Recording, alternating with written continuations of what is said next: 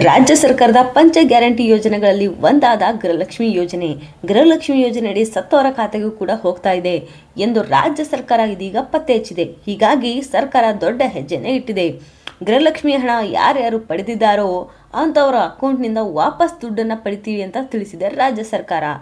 ಯಾರೆಲ್ಲ ಮೃತರ ಖಾತೆಗೆ ಹಣ ಹೋಗಿದೆಯೋ ಅಥವಾ ಮೃತರ ಖಾತೆಯಿಂದ ಹಣವನ್ನು ತೆಗೆಯಲಾಗಿದೆಯೋ ಅಂತಹ ಎಲ್ಲವನ್ನು ಪತ್ತೆ ಹಚ್ಚಿದೆ ಇದೀಗ ರಾಜ್ಯ ಸರ್ಕಾರ.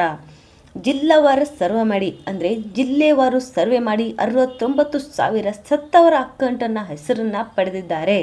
ಅವರ ಬಗ್ಗೆ ಮಾಹಿತಿ ಕೂಡ ತೆಗೆದಿದ್ದಾರೆ ರಾಜ್ಯ ಸರ್ಕಾರದವರು. ಬರೋಬ್ಬರಿ 69,000 ಮೃತಪಟ್ಟವರ ಅಕೌಂಟ್ ಪತ್ತೆಯಾಗಿದೆ.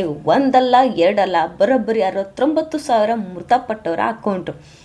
ಈ 69,000 ಖಾತೆಗಳಿಂದ 79 ಕೋಟಿ ಹಣ ವಾಪಸ್ ಪಡೆದುಕೊಳ್ತೇವೆ ಅಂತ ನಿರ್ಧಾರ ಮಾಡಿದ್ದಾರೆ. ಬ್ಯಾಂಕ್ ಅವರ ಜೊತೆ ಮಾತುಕತೆ ಕೂಡ ನಡೆದಿದೆ. ಇಲ್ಲಿವರೆಗೂ ಎಷ್ಟು ಹಣ ಮಿಸ್ಯೂಸ್ ಆಗಿದೆಯೋ ಎಲ್ಲವನ್ನು ವಾಪಸ್ ಪಡೆದುಕೊಳ್ಳುತ್ತೀವಿ ಅಂತ ನಿರ್ಧಾರ ತೆಗೆದುಕೊಂಡಿದೆ ಸರ್ಕಾರ. ಇನ್ನು ಈ ನಿಟ್ಟಿನಲ್ಲಿ ಇಂತಹ ತಪ್ಪು ಮತ್ತೆ ಆಗಬಾರ್ದು ಅಂತ KYC ಮತ್ತು ಜೀವಿತ ಪ್ರಮಾಣ ಪತ್ರವನ್ನು ಕಡ್ಡಾಯಗೊಳಿಸುವಂತೆ ನಿರ್ಧಾರ ತೆಗೆದುಕೊಳ್ತಾ ಇದೆ. ಗೃಹಲಕ್ಷ್ಮಿ ಖಾತೆಯಿಂದ ಹಣ ಪಡಿತಾ ಇರುವ ಗೃಹಲಕ್ಷ್ಮಿಯರು ಇನ್ಮೇಲೆ ಜೀವಿತ ಪ್ರಮಾಣ ಪತ್ರವನ್ನು ಒದಗಿಸಲೇಬೇಕು. ಇದುವರೆಗೆ ಗೃಹಲಕ್ಷ್ಮಿ ಯೋಜನೆಯಲ್ಲಿ ಎಷ್ಟೋ ಜನರಿಗೆ ಆರ್ಥಿಕ ನೆರವು ನೀಡಲಾಗಿದೆ. ಆದರೆ ಈ ಥರದ ಅಕ್ರಮಗಳು ತಪ್ಪಿಸಬೇಕು ಅಂತ ಅಂದರೆ ಕಡ್ಡಾಯವಾಗಿ ಜೀವಿತ ಪ್ರಮಾಣ ಪತ್ರ ಅರ್ಹತೆಯನ್ನು ಕೊಡಲೇಬೇಕು. ಅರ್ಹತೆ ಇರೋರಿಗೆ ಹಣ ಸಿಗಬೇಕು ಅನ್ನೋದು ಸರ್ಕಾರದ ಭಾವನೆಯಾಗಿದೆ.